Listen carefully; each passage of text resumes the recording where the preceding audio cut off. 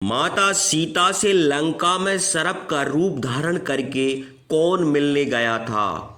प्रिय दर्शकों, बात उस समय की है कि भगवान श्री राम के लिए 14 वर्ष का वनवास हो जाता है।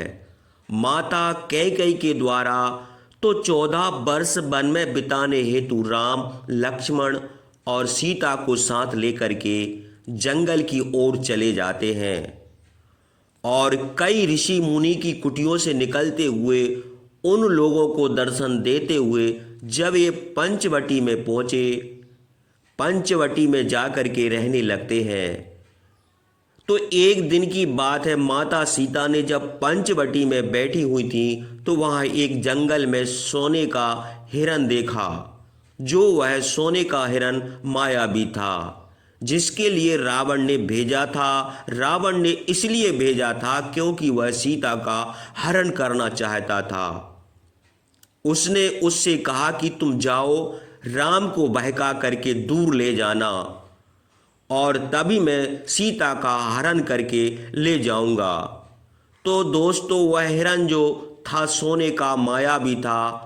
अब आपको एक बात तो और बताएं कि कुछ लोग यह कहते हैं कि वह सोने का हिरन था, लेकिन वह सोने का हिरन नहीं था। सोने के जैसा उसका रंग था, सोने की तरह बड़ा ही सुनहरा और सुहावना लगता था। इसलिए उस हिरण के रंग को सोने का दर्जा दिया गया। तो जब उस सुनहरे सोने के समान रंग वाले जब हिरण को माता सीता ने देखा तो श्री राम से कहा कि प्रभु, ये कितना सुहावना, कितना सुंदर हिरण है जिसका रंग सोने के जैसा है। आप इसको पकड़ करके ले आओ, मैं इसको अपने पास रखना चाहती हूँ और इसको अपने हाथों से खिलाना पिलाना चाहती हूँ, इसकी सेवा करना चाहती हूँ, क्योंकि इसे देख के मेरे मन को बहुत ही संतुष्टि मिलती है। दोस्तों, भगवान श्री राम ने सीता से कहा था कि यहाँ राक्षसों का ये जंगल है और राक्षस जो है वो बहुत ही मायावी है। आप समझने का प्रयास कीजिए, क्योंकि हो सकता है कोई मायावी राक्षस हो। लेकिन दोस्तों, माता सीता नहीं मानती हैं। अंत में प्रभु श्री राम विवश हो जाते हैं और सीता की बात को पूरी करने के लिए धनुष बाण हाथ में लेकर के उस हिरण को पकड़ने के लिए चल देते हैं। लेकिन वह मायावी हिरण जो था बहुत दूर निकल गया। राम उसको पकड़ने हेतु पीछे पीछे चले गए। कहते हैं कि श्री राम ने उस हिरण को पकड़ने के लिए जब बाण चलाया, बाण जाकर के लगा तो वह हिरण जमीन पर गिर गया। हाय लक्ष्मण, हाय लक्ष्मण शब्द का उच्चारण करने लगा। वही आवाज जो थी माता सीता के कान में पहुंची तो उन्होंने लक्ष्मण से कहा कि तुम जाओ, लगता है स्वामी संकट में है, क्योंकि राम जो थे वो लक्ष्मण के लिए सीता की रक्षा करने के लिए छोड़ गए थे।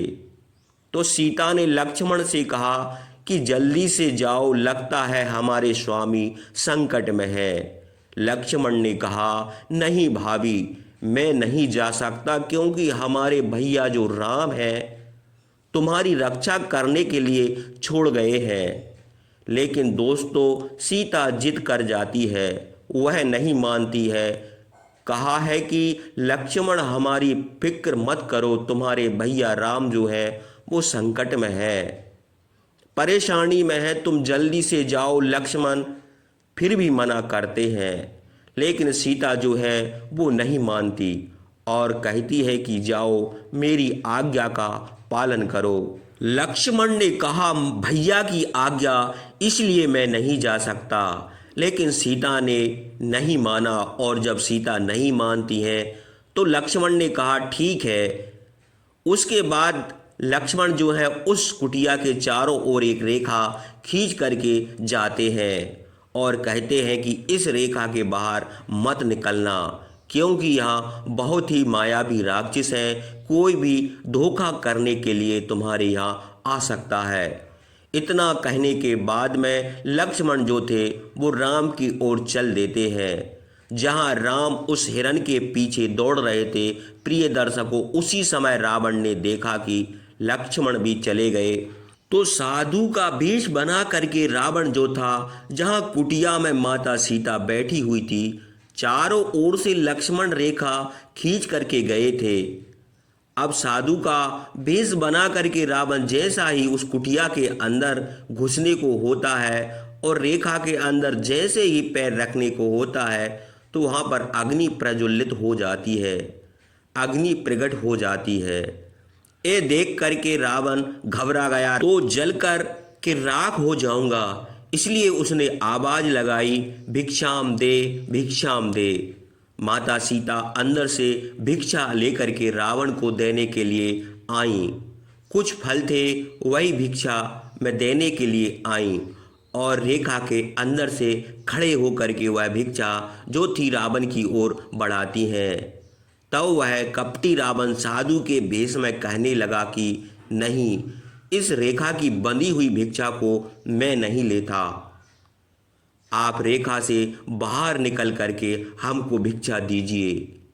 सीता ने इनकार किया, नहीं, मैं इस रेखा को लांघ नहीं सकती हूँ, क्योंकि अगर मैंने इस रेखा को लांघ दिया तो जो हमारे देवर लक्ष्मण कह गए हैं कि रेखा को मत लांघना, तो हमारी सारी मर्यादा खत्म हो जाएगी। तब रावण कहता है कि नहीं, यदि आप रेखा को लांघ करके हमें भिक्षा नहीं देंगे तो मैं यहाँ से चला जाऊंगा। ये सुनकर के माता सीता परेशान हो गईं। सोचने लगी, अगर मैं अपने देवर लक्ष्मण की बनाई हुई रेखा को लांघती हूँ तो हमारे लक्ष्मण का वचन की आन जाती है, और अगर मैं भिक्षा नहीं देती हूँ तो भी हमारे धर्म जाता है, क्योंकि कोई भी साधु संत अगर बिना भिक्षा के लौट जाएगा तो भी धर्म चला जाएगा। सीता जो थी बड़ा आश्चर्य में पड़ जाती हैं। उसके बाद में उन्होंने निर्णय लिया, चाहे अपने देवर लक्ष्मण की बनाई हुई रेखा को क्यों ना ही लांघना पड़ जाए, लेकिन जो एक अतिथि का धर्म है, साधु संतों को भिक्षा देने का धर्म है, वह धर्म मैं नहीं गवाऊंगी। यही सोच करके दोस्तों माता सीता जो है रेखा को लांघ करके और भिक्षा देने के लिए हाथ बढ़ाती हैं।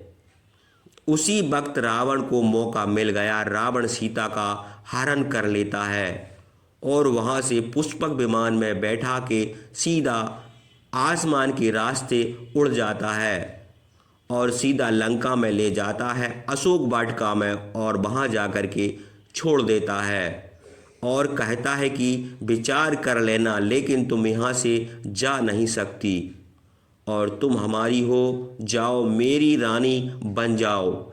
इस तरह से लंका में सीता को छोड़ के रावण जो था वो तो अपने घर की ओर चला।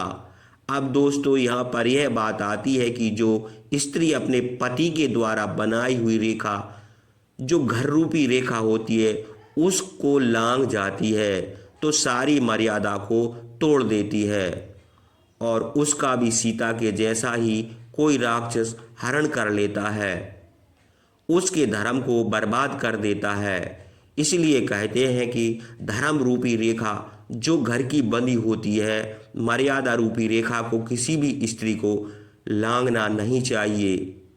अब दोस्तों सीता जो थी अब अशोक वाटिका में लंका में पहुंच जाती हैं, तो बताया है कि उन्होंने वहां का अन्न और जल का सेवन करना बिल्कुल बंद कर दिया और उन्होंने संकल्प किया, चाहे मैं भूखी तड़प तड़प करके क्यों ना मर जाऊं, लेकिन यहाँ का अन्न जल का कभी सेवन नहीं करूंगी। सीता ने संकल्प कर लिया। अब दोस्तों उधर ब्रह्मा जी जो थे, उन्होंने जब इस तरह से सीता का संकल्प देखा और उन्होंने सीता की जब ऐसी दुख भरी बुरी सी हालत देखी, तो ब्रह्मा जी सोचने लगे, सीता जब अशोक वाटिका का अन्न और जल जब ग्रहण नहीं करेगी तो ये भूखी मर जाएगी और ये भूखी हैं, अगर भोजन नहीं करेंगी तो मर जाएंगी। अब हमें कुछ करना चाहिए। तो दोस्तों ब्रह्मा जी ने इंद्रदेव को बुलाया और इंद्रदेव से कहा कि तुम्हें हमारा एक काम करना। इंद्र कहते हैं, कहिए ब्रह्मदेव, क्या करना है। तब ब्रह्मा जी एक पात्र में खीर लाते हैं और वह खीर कोई साधारण खीर नहीं थी दोस्तों, वह दिव्य खीर थी। उस दिव्य खीर को लेकर के इंद्र के हाथ में दिया और कहा कि जाओ अशोक वाटिका में, लंका में, जहाँ सीता के लिए रावण चुरा करके अपनी लंका में ले गया है, अशोक वाटिका में रखा है। और सीता ने यह संकल्प किया है कि इस लंका का, अशोक वाटिका का कोई भी अन्न जल ग्रहण नहीं करेंगी और वे भूखी मर जाएंगी। और इस समय वे भूखी है। तुम इस खीर को ले जाओ, अशोक वाटिका में सीता को दे आओ, वहां तक पहुंचा दो, क्योंकि इंद्रदेव यह खीर साधारण खीर नहीं है, यह दिव्य खीर है। यदि माता सीता इस दिव्य खीर के लिए ग्रहण कर लेती हैं, इसका सेवन कर लेती हैं, तो 10,000 वर्ष तक उन्हें भूख प्यास नहीं लगेगी और फिर आराम से वे अशोक वाटिका में जब तक रहेंगी तब तक भूख से, प्यास से उन्हें कोई तड़पना नहीं होगी। इंद्र ने वो खीर का पात्र ले लिया, कहा ठीक है, जैसी आज्ञा ब्रह्मदेव, मैं जाता हूँ। तब ब्रह्मा जी ने कहा कि सुनिए इंद्रदेव, आप इस भेष में अगर लंका में जाएंगे, अशोक वाटिका में जाएंगे, तो वहाँ हर वक्त सख्त पहरा रहता है। आपको कोई ना कोई देख लेगा, पहचान लेगा, तो आपको किसी न किसी प्रकार की हानि पहुँच सकती है, आपको रोक भी सकता है और वहाँ तक पहुँचने में आपको दिक्कत पैदा कर सकता है। इसलिए आप ऐसे भेष में जाएं जिस तरह से वहाँ का कोई भी राक्षस आपको देख ना पाए और आप इस खीर को माता सीता तक पहुँचा दें। तब इंद्र ने कहा ठीक है ब्रह्मदेव, मैं छिप करके ही अशोक वाटिका में जाता हूँ। बोले कैसे जाओगे? तो जवाब दिया कि हे ब्रह्मदेव, मैं सर्प का रूप धारण करके और अशोक वाटिका में प्रवेश कर जाऊंगा, मुझे कोई देख भी नहीं पाएगा। ये सुनकर के ब्रह्मा जी बहुत प्रसन्न हुए और कहा जाओ तुम अपने इस लक्ष्य में कामयाब हो। ब्रह्मा जी से आज्ञा लेने के बाद वह दिव्य खीर का पात्र हाथ में ले लिया और इंद्र लंका की ओर चल देते हैं। और जैसे ही लंका में पहुंचे तो उन्होंने सर्प का रूप धारण कर लिया। सर्प का रूप धारण करके गुप्त रास्तों से वे सीधे अशोक वाटिका में पहुंच गए, जहां माता सीता राम के वियोग में बहुत दुखी बैठी हुई थी। वहां जाकर के इंद्र सर्प के वेश में माता सीता के सामने खड़े हो जाते हैं। तो माता सीता ने नहीं पहचान पाया कि ये इंद्र हैं। उन्होंने सोचा लगता है कोई मायावी राक्षस है। इस लंका का माता सीता देख के घबराने लगीं। तब इंद्र समझ गए कि लगता है माता सीता ने मुझे पहचाना नहीं। तो उसी समय उसी स्थान पर माता सीता के समक्ष सर्प के भेष में जो इंद्र थे वह अपने असली रूप में आ जाते हैं और वह खीर का जो पात्र था, जो दिव्य खीर थी, वही दिव्य खीर जो माता सीता के लिए देते हैं और कहते हैं कि माता यह दिव्य खीर है, इसका आप सेवन कर लीजिए, आपको 10,000 वर्ष तक भूख प्यास नहीं लगेगी। आप चिंता ना करें, मैं कोई राक्षस नहीं हूँ, मैं इंद्रदेव हूँ और ब्रह्मा जी की आज्ञा से मैं आपके पास आया हूँ। सारा परिचय इंद्र ने जब अपना दिया, अपने रूप में आ गए, तब सीता ने कहा कि नहीं, मैं अब खीर खा करके क्या करूँ, मैं अपनी जान गंवा दूंगी, क्योंकि बगैर राम के मुझे कुछ अच्छा नहीं लगता। मैं बगैर अपने प्रभु राम के जीना नहीं चाहती हूँ, इसलिए मैं मर जाना चाहती हूँ। तब इंद्र ने सीता के लिए समझाया, अगर आप इस तरह से मरने की बात करेंगी माता, तो जानती हो प्रभु श्री राम के दिल पर क्या बीतेगी, वो आपके बगैर कैसे रह पाएंगे। आप घबराएं नहीं, आप निश्चिंत होकर के इस दिव्य खीर का सेवन कर लीजिए। आप भूख प्यास से तो व्याकुल नहीं होंगी। मेरा आपसे निवेदन है माता, इंद्र की प्रार्थना स्वीकार करें। तो दोस्तों माता सीता जो थी वह दिव्य खीर खाने के लिए तैयार हो गईं। फिर उस खीर को दे करके इंद्र जो था पुनः सर्प के भेष में आता है और फिर गुप्त रास्तों से निकलकर लंका से इंद्र बाहर आ जाता है और असली भेष के द्वारा सीधे वह इंद्रलोक में चला जाता है। उधर माता सीता ने उस दिव्य खीर का सेवन किया, फिर उन्हें भूख प्यास ने परेशान नहीं किया। तो दोस्तों अब तो आप जान ही चुके हैं कि कौन था जो सर्प के भेष में लंका में माता सीता के मिलने के लिए आया था। दोस्तों वह कोई और नहीं था, वह इंद्रदेव थे जो सर्प का वेश धारण करके माता सीता से मिलने के लिए लंका में अशोक वाटिका में गए हुए थे।